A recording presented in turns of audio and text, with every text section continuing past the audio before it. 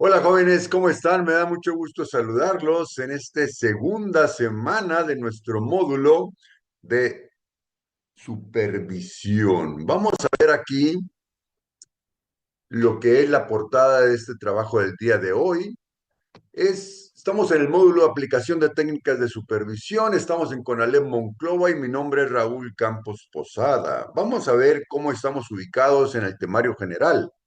Aquí estamos viendo que ya nuestra flecha roja ya está en la segunda semana, que es la letra B, descripción de grupos sociales en las organizaciones. Bueno, vamos a ir avanzando paulatinamente a que esta flecha vaya cubriendo todo nuestro, nuestras semanas del módulo. Aquí estamos viendo lo referente a la unidad 1, administración del personal, y estamos ubicados en el 1.1, es la semana número 2 y tenemos la letra B, que es la descripción de grupos sociales en las organizaciones. Aquí estamos viendo 1, 2, 3, 4, 5, 6 puntos, que es concepto, tipos, formación y desarrollo, funcionamiento, cohesión y relaciones intergrupales.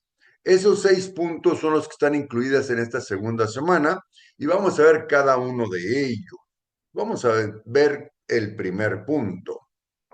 Descripción de grupos sociales en las organizaciones y los grupos sociales son, ¿qué concepto es grupos sociales? Dice aquí, los grupos sociales en las organizaciones son agrupaciones de personas que trabajan en conjunto para lograr objetivos.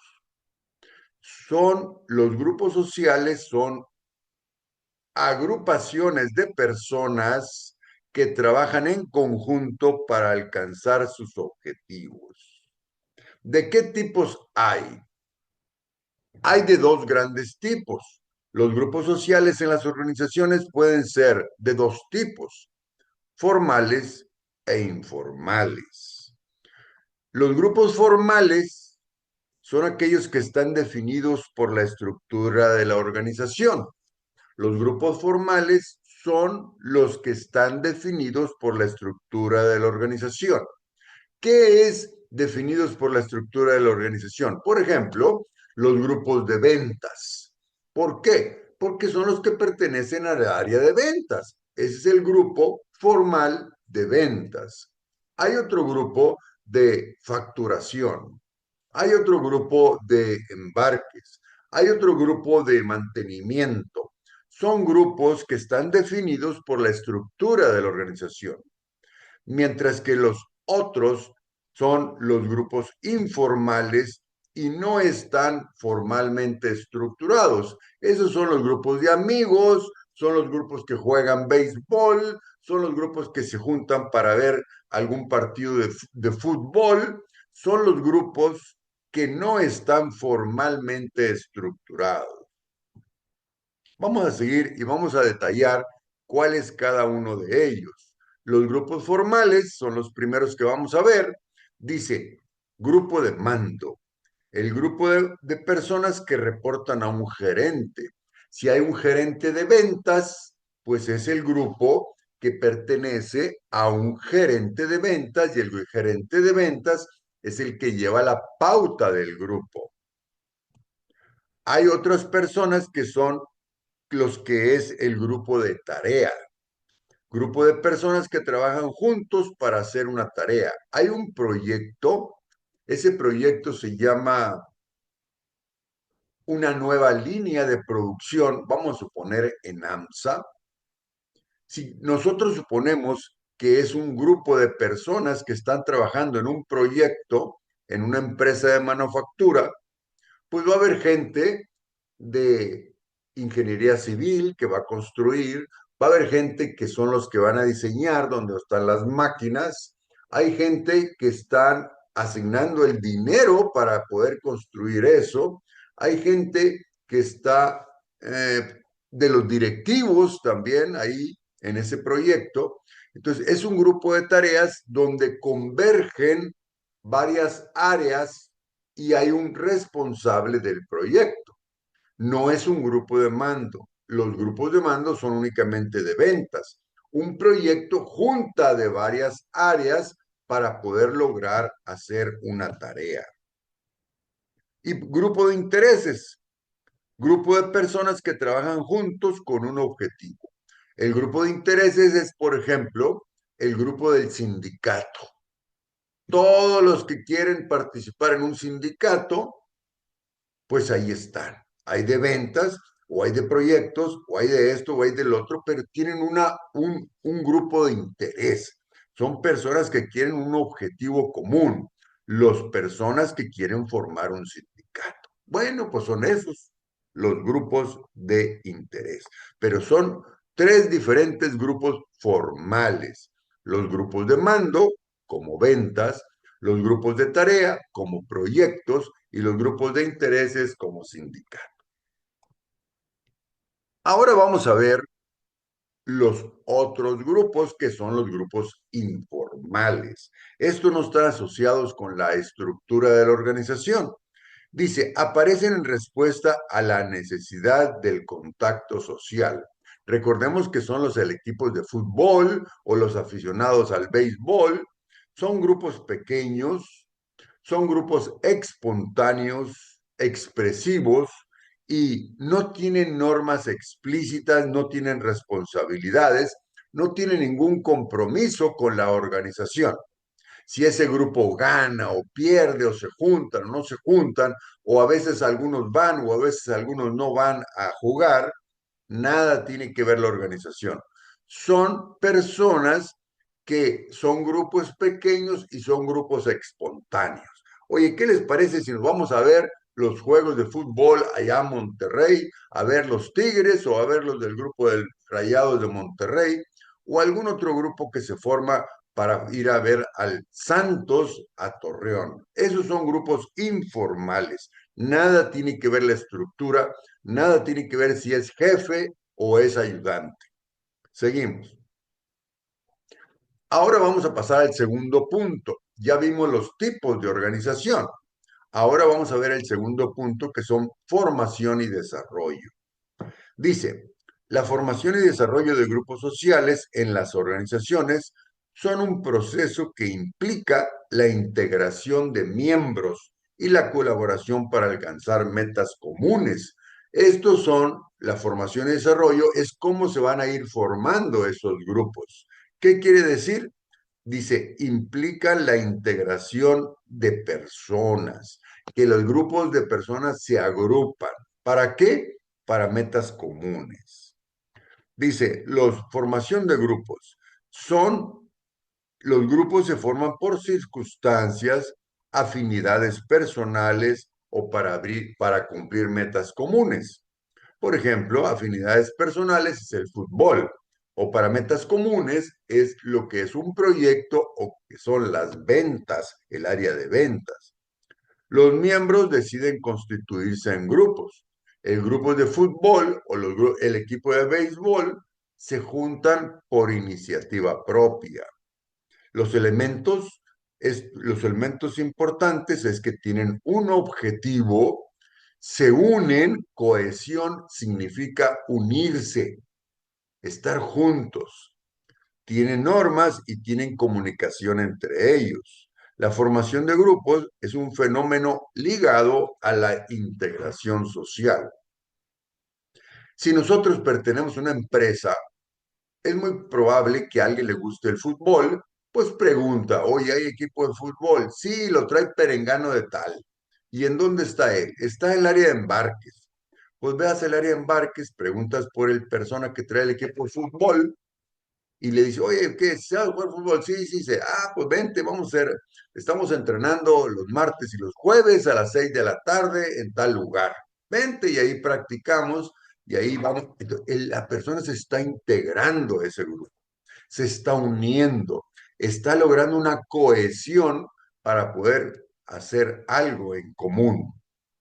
Dice, la integración se manifiesta en dimensiones ambientales, comportamientos afectivos y cognitivos. ¿Qué significa? Dimensiones ambientales es en algún lugar. Comportamiento pues tienes que ir, asistir y tener cierto comportamiento. Aquí no se dicen groserías, no se trata de ofender a la otra persona, etcétera. Ahí se hacen amistades, lo que es la parte afectiva, y la parte cognitiva es saber jugar fútbol, saber hacer lo que están haciendo ahí ese grupo de personas. Desarrollo de grupos. Dice, el desarrollo de grupos consiste en apoyar y capacitar a las personas o a los empleados para hacer un trabajo mejor. Los miembros de un equipo se sienten más cómodos entre sí y colaboran mejor cuando están unidos. A veces hay equipos de fútbol donde algunas personas que integran el equipo de fútbol no se hablan o tienen problemas personales. Ese equipo seguramente va a tener problemas de rendimiento o no va a dar buenos resultados. Imagínense que ustedes están en el área de ventas, por poner ejemplo, y hay dos personas que no se tratan bien, no se entregan los papeles, se hablan unos mal de otros, pues ese equipo seguramente va a tener problemas de sus resultados. Dice, el psicólogo Bruce fue el primero en registrar las diferentes etapas de desarrollo que pasan los equipos de trabajo. Las etapas de desarrollo son formativa, tormenta, normativa, performance y clausura. Aquí podemos visualizar las etapas de un equipo. Se empieza a formar, empiezan a acomodarse, ponen reglas, tienen el desempeño correcto y se acaba el equipo. Formativa es, se empiezan a agrupar. Tormenta es, se empiezan quién va a ser el capitán del equipo o quién va a ser el gerente del área de ventas. Normativa es ponen reglas. Aquí tenemos que asistir todos al entrenamiento. El que no venga al entrenamiento no va a jugar. Es un ejemplo. O dice el gerente de ventas, aquí todos tenemos que traer el gafet puesto. Como es el área de ventas, tenemos que identificarnos ante los clientes con el gafet. Todos tenemos que traer el gafet o todos tenemos que traer el uniforme. Son las reglas. Performance. Performance es cuando ya está trabajando el equipo. Ya están atendiendo a las personas o el equipo de fútbol ya está jugando. Y también viene la clausura, que es la parte final de un equipo. Funcionamiento. Dice, es el siguiente punto que estamos viendo esta semana, funcionamiento. Ya vimos tipos, aquí tenemos los tipos. Después de los tipos, aquí tenemos formación y desarrollo. Y ahora estamos pasando a funcionamiento del grupo social. ¿Qué son? Los grupos sociales funcionan para alcanzar metas que una persona sola no podría hacer.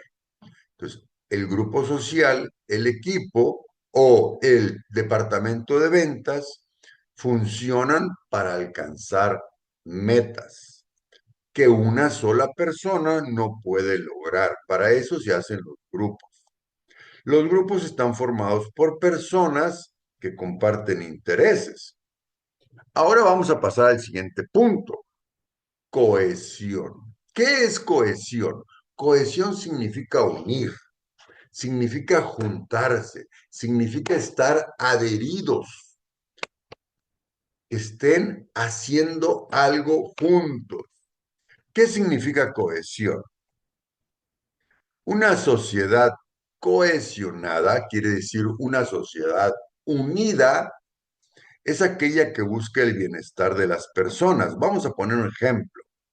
Un sindicato, entre más unidos estén los miembros, más fuerte es el sindicato. Si en un momento dado hay un sindicato, voy a poner un ejemplo, de trabajadores de una empresa que no están unidos, no están cohesionados, pues es un sindicato que no tiene fuerza. ¿Por qué? porque el sindicato quiere hacer una huelga, estoy suponiendo, no tienen fuerza y nadie se junta, nadie hace lo que el sindicato pide. Entonces, un sindicato que no tiene a sus miembros bien fuertes, cohesionados, pues no tiene fuerza. Entonces, un grupo de personas cohesionada, unida, busca el bienestar de sus integrantes. Combate la exclusión y la marginación, crea un sentido de pertenencia, promueve la confianza y ofrece oportunidades. Por ejemplo, yo soy maestro del CONALEP. Si yo traigo una camisa que dice CONALEP, si yo estoy contento con mi trabajo, si yo estoy a gusto con lo que hago, estoy orgulloso de pertenecer a la escuela. Y si varios maestros están orgullosos y tienen ese tipo de sentimiento de estar unidos, ¿qué significa? Pues ofrece un mejor ambiente de trabajo, es mucho mejor para alcanzar los resultados que esperamos y es un grupo que tiene confianza, promueve la confianza entre sí. Seguimos. La cohesión, hay varias estrategias para estar cohesionados. La primera es por un liderazgo con una visión, dar reconocimientos, habilidades para resolver conflictos. A veces hay elementos que caen en conflictos unos con otros. Actividades de construcción de equipos. Hay que hacer equipos de trabajo. Desarrollar la confianza y el respeto. Celebrar la diversidad. ¿Qué significa celebrar la diversidad? Que no todos somos iguales. Algunas personas prefieren una cosa y otras prefieren otra cosa. Hay que respetar. Si nos dicen a nosotros, los maestros, la posada en diciembre la quieren aquí en la escuela o quieren que demos una cooperación y la hagamos en un centro social.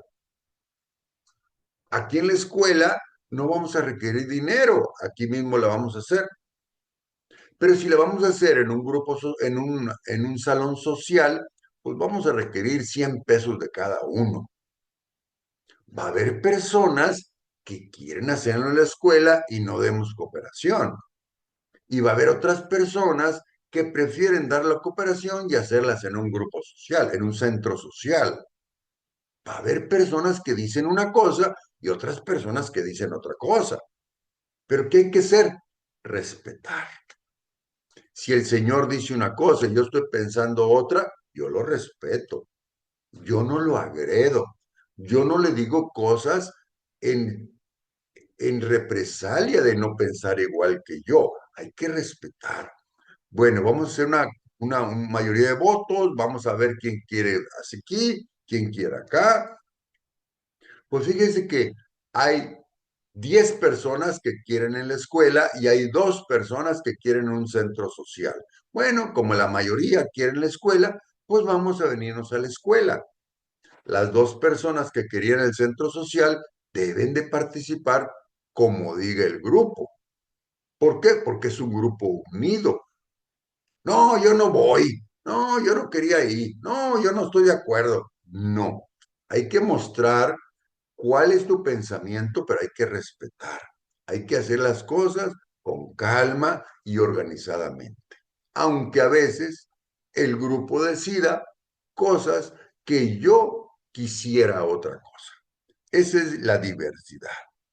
Establecer objetivos comunes y la comunicación clara es muy, muy importante. Dice aquí, relaciones intergrupales, lo que son estereotipos, prejuicios y discriminación. Aquí estas 3 palabras son algo complicadas que hay que explicarlas bien. Ahorita vamos a ver un video para reforzar estos conceptos. ¿Qué es un estereotipo? Aquí está, un estereotipo. Son suposiciones inmediatas que catalogan a las personas. Esta persona que estoy conociendo en este momento, se me hace que es bien enojón, se me hace que es bien enojón. O esta persona que estoy conociendo en este momento, se me hace que a mí que es bien flojo. Creemos o pensamos de manera inmediata algo de la otra persona. Esos son los estereotipos. Por ejemplo, les pongo un ejemplo. A mí me gustaban cuando estaba jovencito mucho las películas de karate. Y muchas personas de karate eran orientales, eran chinos o eran japoneses.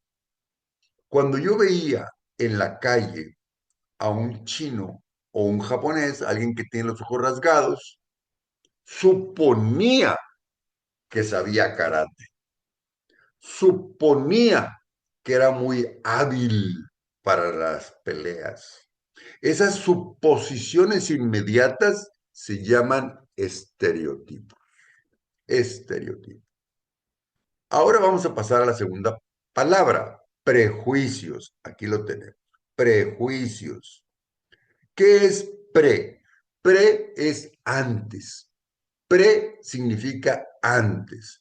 Prejuicio es hacer un juicio de alguien. Desde antes estamos haciendo un juicio de alguien. Por eso se llama pre, antes, juicio. Antes estás haciendo un juicio, estás juzgando a alguien desde antes. Prejuicio, dice aquí, es un juicio, opinión o idea preconcebida.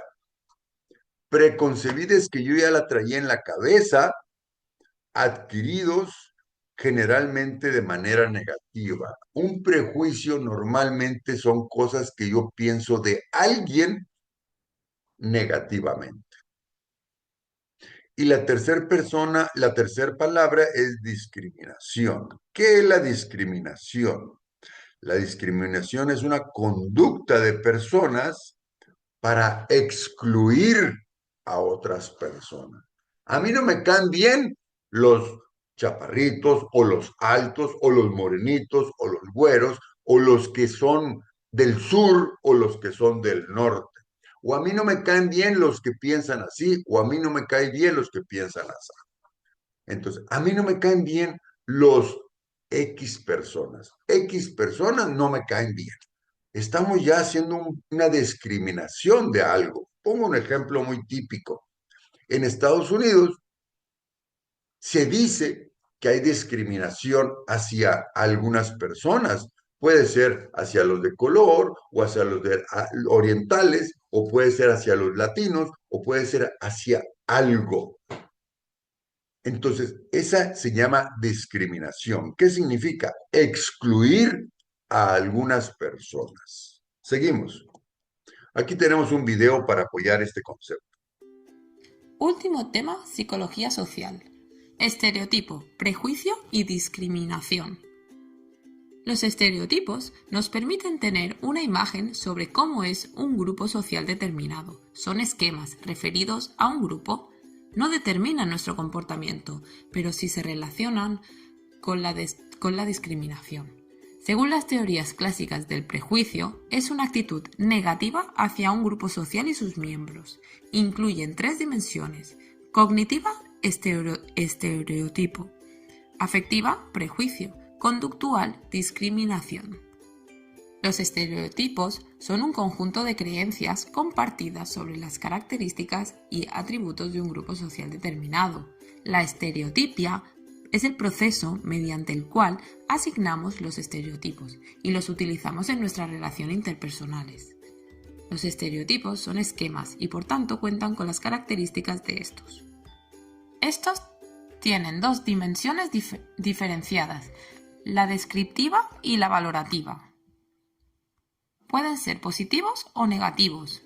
Son resistentes al cambio e incluyen una dimensión social, son compartidos culturalmente, y otra individual. Existen diferencias individuales en cuanto al grado en que se asumen. Su uso es algo implícito en el pensamiento de las personas. Según Tagfel, 1981, las funciones de los estereotipos se dividen en 2 categorías: individuales o psicológicas. Estas pueden ser cognitivas o motivacionales y luego sociales. Y estas pueden ser identificación social positiva, justificación de las acciones contra otros grupos o explicación de la realidad social. En las funciones de los estereotipos, la función ideológica se plantea que los estereotipos permiten justificar la superioridad o los privilegios de un grupo sobre otro, haciendo que las diferencias sociales parezcan naturales. ¿Cómo se aprenden los estereotipos? Estos se adquieren a través del proceso de socialización, por diversas vías. Mecanismo de transmisión de la información, en un círculo social, la familia, los amigos, en los canales sociales, en los medios de comunicación, las redes sociales, etc. Experiencia personal, en los grupos estereotipados, o factor motivacional. Relevancia de los estereotipos para nuestros intereses. ¿Qué es el prejuicio? El prejuicio es una actitud de carácter negativo hacia un grupo social concreto. Hay tres componentes: el cognitivo, el afectivo y el conductual. ¿Qué función poseen los prejuicios? Hay teorías basadas en características de personalidad, teorías de carácter sociocultural y perspectiva evolucionista. Teorías de la personalidad. Hipótesis de la personalidad autoritaria. Solo personas con personalidad autoritaria pueden ser prejuiciosas. Esta personalidad se derivaría de un estilo de crianza basado en prácticas coercitivas y obediencia total. Esto genera odio a las figuras parentales, que se reprime y desplaza hacia personas más débiles. En la edad adulta se mantiene el patrón, provocando una tendencia al prejuicio hacia grupos sociales débiles o marginados. Las limitaciones. La personalidad es estable, pero las actitudes y conductas pueden cambiar. No considera los factores, situaciones y sociales. Teorías de carácter sociocultural. Énfasis en los procesos sociales y culturales, así como en relaciones intergrupales. Hay tres teorías destacadas. Teoría del conflicto realista. Sheriff, 1966. Teoría de la identidad social. Tajfel, 1957. Y teoría de la categorización del yo. Turner, 1985. Teoría del conflicto realista. Ante objetivos mutuamente excluyentes, la competición entre grupos produce prejuicios y comportamientos hostiles hacia el otro grupo. Experimentos de Sheriff y colaboradores. Campamento de verano. Hay dos grupos, actividades de cohesión grupal. Enfrentamiento entre los grupos, hostilidad intergrupal. Intentos de reducir el conflicto, cooperación para alcanzar un objetivo superior. Limitaciones. Prejuicios hacia grupos con los que no se compite de forma directa. Prejuicios en ausencia de competición. Teoría de la identidad social. Relación con el autoconcepto. Estamos motivados para alcanzar una identidad social positiva. Realizamos comparaciones favorables entre nuestro grupo y otros grupos. Tendencia al favoritismo endogrupal. Paradigma del grupo mínimo. Incluso con grupos poco sólidos se mantienen el favoritismo endogrupal. Cuando la relación es asimétrica, identidad social negativa o altercentrismo, el grupo poderoso se percibe como superior y opositor. Estrategias en función de las creencias para cambiar esa situación. Creencias de movilidad social y creencias de cambio social. Teoría de la categorización del yo. Comportamiento grupal. Cambio en nuestro autoconcepto, que se basa más en aspectos sociales que personales. Las personas se ven como miembros de un grupo social. Despersonalización. Se define a las personas del endo y el exogrupo en términos de prototipo. Cuando se perciben las características del exogrupo como negativas, hay prejuicios y discriminación. Es distinto de la deshumanización, pero la facilita. Perspectiva evolucionista. La base evolutiva del prejuicio dice que los mecanismos adaptativos han perdurado en nuestra historia filogenética. Hay ventajas adaptativas. Protección frente a amenazas del exogrupo. Amenazas a la integridad física. Amenazas a la salud o amenazas contra los recursos del grupo. Ante la situación de amenaza se activan emociones negativas y nos preparamos para una conducta hostil o discriminatoria. La discriminación, componente conductual del prejuicio. Mismas teorías explicativas. Formas de discriminación más estudiadas desde la psicología social tenemos el sexismo o el racismo. El sexismo son conductas discriminatorias por razón de sexo, dirigidas especialmente hacia las mujeres. Teoría del rol social de género o la teoría de la congruencia del rol.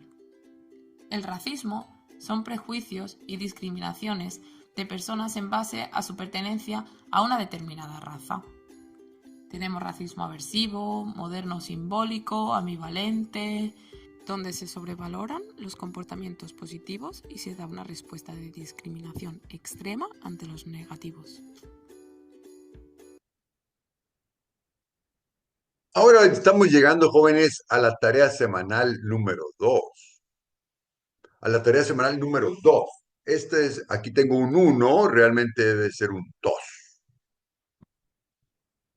Dice, actividad, realizar un mapa mental con los siguientes conceptos. Recordemos que el mapa mental es un dibujo de los componentes principales y cómo se interrelacionan. Son los integrantes, los elementos que hay que relacionar son los valores humanos, los equipos de trabajo, los grupos sociales, la organización y el clima organizacional. Hay cosas que se están relacionando para generar valores, equipos de trabajo, grupos sociales, organización y clima organizacional. Hay que interrelacionarlos esos conceptos. Aquí tenemos un ejemplo de lo que es un mapa mental. Este es solamente un ejemplo del mapa mental. ¿Qué significa? El mapa mental tiene elementos, tiene beneficios, tiene representaciones, tiene algunos ingredientes que la forma a través de un dibujo de interrelacionar esos conceptos. Seguimos. Y también tenemos la práctica semanal. Aquí tenemos un crucigrama donde hay que identificar esos palabras, género, edad, cultura, etcétera. Y con esto, queridos jóvenes, estamos terminando con este video de la semana número 2 de nuestro módulo. Por favor, hagan sus trabajos, hagan sus tareas a tiempo para poder acreditar bien el módulo. Y con esto, queridos jóvenes, les agradezco que estén viendo este video y podamos sacar adelante nuestro módulo con buenos resultados. Saludos a todos.